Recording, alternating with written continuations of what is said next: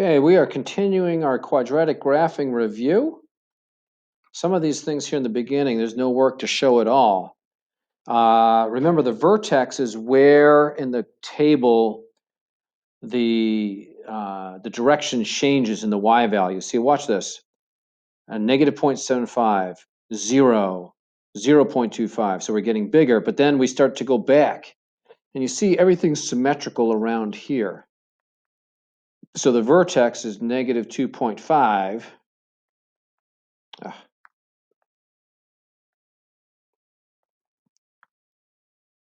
Comma 0.25. So you're just looking for what it's symmetrical around. Axis of symmetry, of course, is x equals negative 2.5. The y-intercept, remember, that's where when x is 0, so that's down here at the bottom. So the y-intercept is 0, comma, negative 3.75. The zeros, remember, the zeros is when y is 0. So our zeros are those two things. And what we're interested in is the x values. So we have one of negative 3, comma 0, and the other one's negative 2, comma 0. Now you have to think a little bit about this thing opening up or down. You see here how these y values start small and they get bigger at the vertex. And here it's small and it gets bigger at the vertex. So it's peaking at the vertex, which means the vertex is the top. And if it's the top, that means it opens down. Okay, if you're having difficulty with that, sketch out some of the points, and then you'll see on a graph. At the right, the vertex, of course, is down here. That would be 1, comma, negative 4. The solutions, that would be right there and right there. So on the left, that would be negative 1, comma 0. And on the right, that would be 3, comma 0. And the y-intercept is right there, 0, negative 3. Down here, you got a little matching. This is going to involve a little bit of work, maybe. Now, a couple things here. You can tell, look at number 4 and 5. You see how 4 has an a value that's negative, as does 4 and 5 both have a values that are negative. So those are the ones that are going to open down. We can probably do this without even doing any work. So these are the two that open down. So that means we're just picking from A and D. Now this one, this a value is a lot closer to 0. See, that's negative 1/4. That's negative 1. The closer to 0, the wider. So 5 is D because that a value is closer to 0. And 4 is going to be A. All right. And I can do these other two without graphing it either, because they're both in standard form. They both open up because the a values are both positive. But this a value here, number 3, is much bigger. So that's going to be much steeper. So that's going to be C, which means, of course, that 6 would have to be B. All right? Okay, now here, you toss a ball. Hold on a second.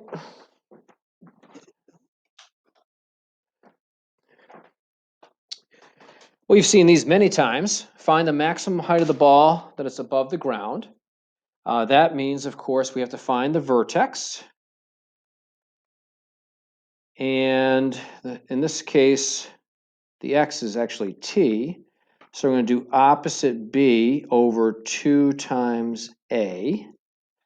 And this doesn't come out so nicely. We get negative 40 over negative 32. Now the negatives cancel, and this fraction reduces to 5/4. Okay.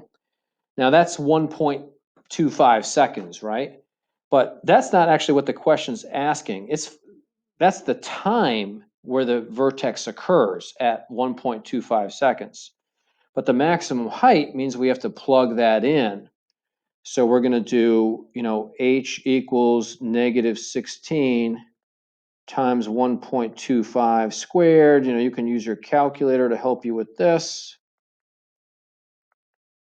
Okay, and you should, remember to do PEMDAS, you should come up with 95 feet. So max height of 95 feet occurs at 1.25 seconds. I actually didn't ask for the time, but we had to find it anyway. So I'll incorporate that into my answer. Now we've done problems like this. How long would the ball be at least 50 feet in the air? That means we have to replace our h with 50. Okay. And remember, this is kind of messy. It's got a b term. We got to use quadratic formula, but we got to be equal to 0. So we're going to subtract 50 from both sides, which turns that 70 into 20. And this is going to be a little sloppy, okay? I don't think it factors. So you can just go ahead and use A of -16, B of 40, and C of 20. So that means T equals opposite B plus or minus square root of, all over 2 times A. And this is going to be B squared minus 4 times A times C. Now, that stuff inside the square root all comes out to a big number, 2880. Now, of course, you have to use your calculator. You know, you're going to do this twice. You're going to do one with plus, one with minus. And we're going to get 2 answers. We're going to get T equals negative 0.43. And we're going to get T equals positive 2.92 seconds. Remember, negative time, we ignore that. So the ball this is our actual answer. It actually, remember, we were starting throwing that ball from a height of 70 feet. So it was already above 50 right from the beginning. So this 2.92 is how long it takes for the ball to hit the 50 on the way down. It hasn't hit the ground yet, but that's how long it is above 50 feet because it started above 50 feet to begin with. All right, one more. And here we have a stock equation modeling growth of a stock. And, you know, here it says how much is one share of stock worth after 4 months. And up here it says the price of the stock is modeled by y equals 0.2x squared plus 5, where x is the number of months the stock has been available. So after 4 months, we're just going to replace the x with 4. It'd be nice if this was true, if everything was always this certain with our money. Remember, do PEMDAS, do 4 squared first, which is 16. 16 times 0.2 is 3.2. Again, use your calculator to help. And 3.2 plus 5, of course, is $8.20. Okay, remember, I guess it doesn't specify, but this is in dollars. This is in dollars. That's the price of the share. Okay. Now it says graph the function, label the axes. So I'm going to, you know, time is always independent. It's always the x. So this is number of months, and this is the price of one share. Okay. Now we know at time 0, if you plug in 0, 0 squared is 0. You know, 0 plus times. I mean, you just end up with the 5. Okay. And that makes sense. So that means the stock was initially priced at $5 a share. And now all you have to do is just do a few points and plug in the 1. I mean, sorry, plug in the months for X. So now I'm going to do 1 squared, and 1 squared, of course, is 1 times 0.2. 0.2 plus 5 is just 5.2, so it didn't move much. But now I'm going to plug in 2. So 2 squared is 4. Okay, 4 times 0.2 is 0.8 plus 5 is 5.8. Now you're going to see it start to shoot up more. If I plug in 3, 3 squared, of course, is 9. 9 times 0.2 is 1.8 plus 5 is 6.8. So you're starting to see this parabola take shape now.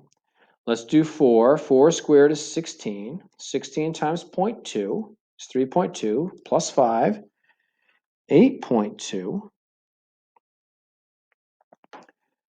25, remember 5 squared is 25 times 0.2.